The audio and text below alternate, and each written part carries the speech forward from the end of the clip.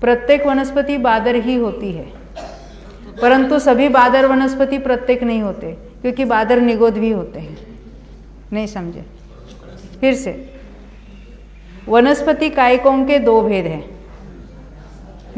एक है साधारण और प्रत्येक। तो प्रत्येक वनस्पति है वो बादर ही है, प्रत्येक वनस्पति सूक्ष्म नहीं होती। साधारण वनस्पति में बादर भी होते हैं और सूक्ष्म भी होते हैं, जिसको हम बादर निगोद कहेंगे और सूक्ष्म निगोद कहेंगे। यानी वनस्पति के हम सूक्ष्म और बादर भेद करेंगे तो सूक्ष्म तो निगोद ही होते हैं और बादर में निगोद भी होते हैं और प्रत्येक वनस्पति भी होती है। यानी एकेंद्रियों के 11 टोटल भेद हो गए, जिसमें सूक्ष्म और बादर भेद है।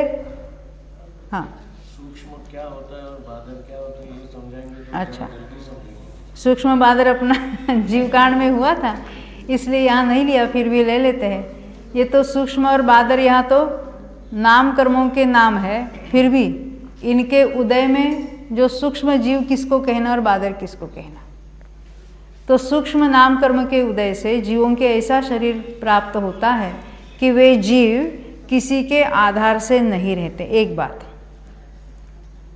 वो किसी के द्वारा घाते नहीं जा सकते, ना अग्नि से जलते हैं, ना वायु से बह सकते हैं, ना उसको कोई ऐसे क्रश कर सकता है। क्यों? क्योंकि उनका जो शरीर है वो सूक्ष्म परिणमन वाला है। सूक्ष्म पुद्गल अलग टाइप के पुद्गल होते हैं। सूक्ष्म पुद्गल कैसे? जैसे कोई बड़ी कांच है, यहाँ एक विंडो है, तो उसमें से आप जा सकते क्या आर पार? नहीं जाते, ऐसा टर्न होके जाना पड़ता है। और वो प्रकाश है वो भी टर्न होके आता है अंदर, वो डायरेक्ट आता है थ्रू एंड थ्रू। तो वो प्रकाश कैसा है? कांच की अपेक्षा वो सूक्ष्म है ना। और एक्सरे वगैरह है उसके अंदर से आएगी कि नहीं आएगी? वो भी उसके अंदर से पास हो जाते हैं। तो वो कैसा है? सूक्ष्म परिणमन है। ऐसे जो सूक्ष्म नाम कर्म के उदय से जीवों के ऐसा शरीर मिलता है कि वो सूक्ष्म पुद्गल, उसके पुद्गल परमाणुओं से बना है। तो वो कैसे? थ्रू एंड थ्रू सर्वत्र रहेंगे। ये सूक्ष्म जो जीव है, पांचों ही सूक्ष्म कायिक जीव पूरे लोकाकाश में ठसोठस भरे हुए सूक्ष्म पृथ्वी कायिक। यहाँ हमें बीच में कुछ नहीं दिखता है। ये सर्वत्र सूक्ष्म पृथ्वी कायिक का पूरा एक अखंड ऐसा महास्कंद काहे से बनता है मालूम है? पूरे लोकाकाश प्रमाण एक अखंड स्कंध है, वो पृथ्वी कायिक से बना है।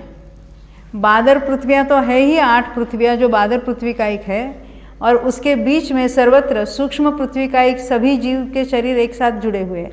तो लोकाकाश प्रमाण एक अखंड पुद्गल का स्कंद है, उसको कहेंगे महास्कंद।